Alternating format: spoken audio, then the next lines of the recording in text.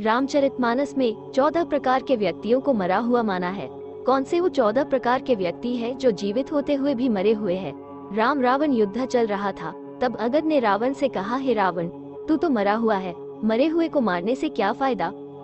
रावण बोला, मैं जीवित हूँ, मरा हुआ कैसे? अगद बोले, सिर्फ सांस लेने वालों को जीवित नहीं कहते, सांस तो लुहार की धोकनी भी लेती है। कौल काम अब स्कृपिन विमुड़ा, अति दरिद्र अजसी अति बुरा, सदारोग बस संतत क्रोधी, विष्णु विमुख श्रुति संत विरोधी, तनुपोषक निंदक अखानी, जीवत शव सम 14 प्राणी। पहला मृत व्यक्ति जो कामवश होता है, जो व्यक्ति अत्यंत भोगी हो, काम वासना में लिप्त रहता हो, जो संसार के भोगों में उलझा हुआ हो, वह मृत समान है। जिसके मन की इच्छाएं कभी खत्म नहीं होती और जो प्राणी सिर्फ अपनी इच्छाओं के अधीन होकर ही जीता है, वह मृत समान है। वह अध्यात्म का सेवन नहीं करता है, सदैव वासना में लीन रहता है।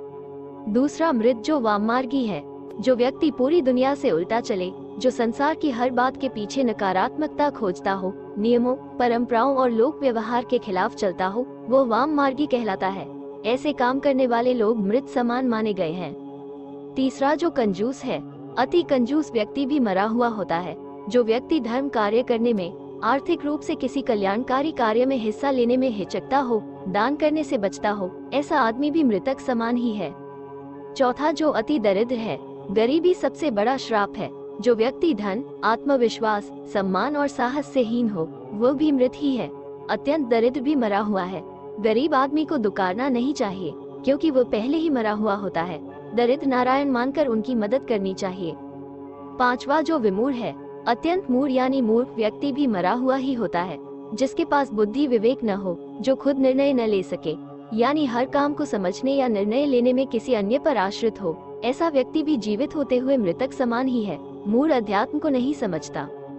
छठा जो अजसी है, जिस व्यक्ति को संसार में बदनामी मिली हुई है, वह भी मरा हुआ है। जो घर परिवार, कुटुंब, समाज, नगर, राष्ट्र, किसी भी इकाई में सम्मान नहीं पाता, वो व्यक्ति भी मृत समान ही होता है। सातवां जो सदा रोगवश है, जो व्यक्ति निरंतर रोगी रहता है, वो भी मरा हुआ है। स्वस्थ शरीर के अभाव में मन विचलित रहता है, नकारात्मकता हावी हो जाती है, व्यक्ति मृत्यु की कामना में लग जाता है। जीवित होते हुए भी रोगी व्यक्ति जीवन के आनंद से वंचित रह जाता है। आठवां जो अति बूढ़ा है, अत्यंत वृद्ध व्यक्ति भी मृत समान होता है, क्योंकि वो अन्य लोगों पर आश्रित हो जाता है। शरीर और बुद्धि दोनों अक्षम हो जाते हैं। ऐसे में कई बार वो स्वयं और उसके परिजन ही उसकी मृत्यु की कामना करने लगते हैं, ताकि उसे इन कष्टों से मुक्ति मिल सके। नौवां जो सतत क्रोधी है, 24 घंटे क्रोध में रहने वाला व्यक्ति भी मृतक समान ही है। ऐसा व्यक्ति हर छोटी बड़ी बात पर क्रोध करता है। क्रोध के कारण मन और बुद्धि दोनों ही उसके नियंत्रण से बाहर होते हैं। जिस व्यक्ति का अपने मन और बुद्धि पर नियंत्रण न हो, वह जीवित होकर भी जीवित नहीं माना जाता। पूर्व जन्म के संस्कार लेकर यह जीव क्रोधी होता है। क्रोधी अनेक जीवों का घात करता है और नरकगामी होता है। 10वां जो अधक हानि है, जो व्यक्ति पाप कर्मों से अर्जित धन से अपना और परिवार का पालन पोषण करता है, वो व्यक्ति भी मृत समान ही है। उसके साथ रहने वाले लोग भी उसी के समान हो जाते हैं। हमेशा मेहनत और ईमानदारी से कमाई करके ही धन प्राप्त करना चाहिए। पाप की कमाई पाप में ही जाती है और पाप की कमाई से नीच गोत्र निगोद की प्राप्ति होती है। 11 जो तनु पोषक है, ऐसा व्यक्ति जो पूरी तरह से आत्म संतुष्टि और खुद के स्वार्थों के लिए ही जीता है, संसार के किसी अन्य प्राणी के लिए उसके मन में कोई संवेदना न हो, ऐसा व्यक्ति भी मृतक समान ही है। जो लोग खाने पीने में, वाहनों में स्थान के लिए, हर बात में सिर्फ यही सोचते हैं कि सारी चीजें पहले हमें ही मिल जाएं, बाकी किसी अन्य को मिले न मिले, वे मृत समान होते हैं। ऐसे लोग समाज और राष्ट्र के लिए अनुपयोगी होते हैं। शरीर को अपना मानकर उसमें रत रहना मूर्खता है, क्योंकि यह शरीर विनाशी है, नष्ट होने वाला है। 12वां जो निंदक होता है, अकारण निंदा करने वाला व्यक्ति भी मरा हुआ होता है, जिसे दूसरों में सिर्फ कमियां ही नजर आती हैं।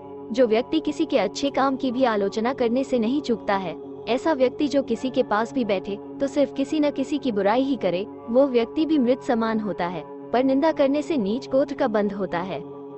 13वां जो परमात्म विमुख हो, जो व्यक्ति ईश्वर यानी परमात्मा का विरोधी है, वह भी मृत समान है। जो व्यक्ति यह सोच लेता है कि कोई परम तत्व है ही नहीं, हम जो करते हैं वही होता है, संसार हम ही चला रहे हैं, जो परम शक्ति में आस्था नहीं रखता, ऐसा व्यक्ति भी मृत माना जाता है। और अंत में जो श्रुति संत विरोधी हो, जो संत ग्रंथ पुराणों का विरोधी है, वह भी मृत समान है। श्रुत और संत समाज में अनाचार पर नियंत्रण का काम करते हैं। अगर गाड़ी में ब्रेक न हो तो कहीं भी गिरकर एक्सीडेंट हो सकता है। वैसे ही समाज को संतों की जरूरत होती है, वरना समाज में अनाचार पर कोई नियंत्रण नहीं रह जाएगा। ये 14 प्रकार के व्यक्ति जो मृत समान है, अर्थात भजन भक्ति मार्ग के द्वारा व्यक्ति अपने भाग्य के लिखे को भी बदल सकता है। इसलिए भगवत भक्ति में लगे और भगवान की अनुकंपा से ओतप्रोत हो जाए।